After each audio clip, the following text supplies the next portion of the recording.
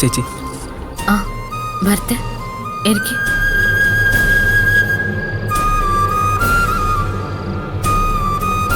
ചേച്ചി എന്നോട് ക്ഷമിക്കുക ചേച്ചി. ഞാനൊരു പാപിയായി പോയി ചേച്ചി. എന്താടാ ഇത്? ഞാൻ പറയാനുള്ളതൊക്കെ നിന്നോട് പറഞ്ഞില്ലേ? ആര് നിന്നെ കുറ്റപ്പെടുത്തിയാലും ഞാനും സൂര്യൻ നിന്നെ കുറ്റപ്പെടുത്തില്ല.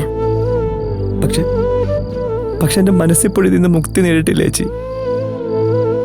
അത്രയ്ക്ക് വിഷമം എനിക്കുണ്ട്.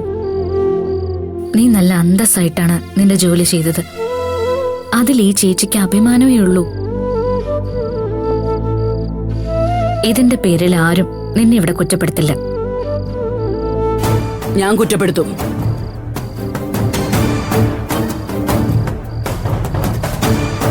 എന്നാ നിന്നോട് ഇവൻ ഇത് ചെയ്തതിന് ഞാൻ കുറ്റപ്പെടുത്തു തന്നെ. എന്താ അമ്മേ, തീരെ വിവരമില്ലാതെ സംസാരിക്കരുത്. ഭരത് ചെയ്തതിൽ ഒരു തെറ്റുമില്ല.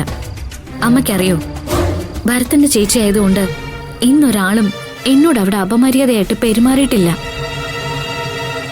അപ്പോ നിയമം അനുവദിക്കുന്ന ആനുകൂല്യങ്ങള് നമുക്ക് കിട്ടുന്ന ഉറപ്പായില്ലേ അമ്മേ? അങ്ങനെ എന്തെങ്കിലും ഉണ്ടെങ്കിൽ ഞാനും സൂര്യം വേണ്ടേ ഇവനെ ആദ്യം കുറ്റപ്പെടുത്താൻ? ഞാൻ കുറ്റം ചെയ്തിട്ടാ എന്നെ ഇവൻ വന്ന് കസ്റ്റഡിയിലെടുത്തത്. അമ്മ, ഞാൻ പറഞ്ഞ അമ്മയ്ക്ക് വിശ്വാസമാവില്ല. ഇന്നൊരു ലേഡിയെ കസ്റ്റഡിയിൽ എടുക്കാനുണ്ടെന്നും ഞാൻ തന്നെ ഒപ്പം പോകണമെന്നും ACP എന്നോട് പറഞ്ഞപ്പോ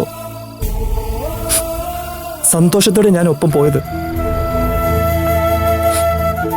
പക്ഷെ ഇവിടെ വന്നപ്പോഴാ ആ ലേഡി ചേച്ചിയാണെന്ന് ഞാൻ അറിയുന്നത്. ഇന്നലെ രാത്രി ഞാൻ ഹോസ്പിറ്റലിൽ വെച്ച് കണ്ട ചേച്ചി ഇങ്ങനെയൊരു കേസിൽ പ്രതിയാവുമെന്ന് ഞാൻ സ്വപ്നത്തിൽ പോലും വിചാരിച്ചില്ല അമ്മേ. അമ്മേ, ഇവൻ പറഞ്ഞ അമ്മ കേട്ടല്ലോ. ഇനി ഇതിന്റെ പേരില് ഇവിടെ ആരും ഇവനെ കുറ്റപ്പെടുത്തരുത്. നീ ചെല്ല. ആരുടെ മുമ്പിലും നട്ടല് വളയ്ക്കാനുള്ളതാവരുത് നിന്റെ ഈ ഉദ്യോഗം. ചിലപ്പോ ഈ ജോലിയിലുള്ള ഗൗരവം നിനക്ക് മനസ്സിലാക്കാൻ വേണ്ടിയായിരിക്കും ദൈവം നിന്നെ കൊണ്ട് ഇങ്ങനെ ഒരു പരീക്ഷണം ചെയ്യിപ്പിച്ചത്.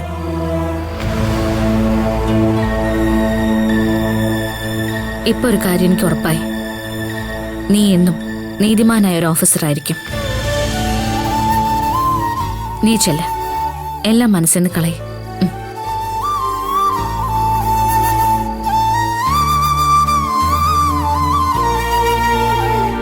മനസ്സിലുള്ള ചിന്തകളെല്ലാം കളഞ്ഞിട്ട് ഭരത്തിനെ ഓർത്ത് അമ്മ അഭിമാനിക്കണം.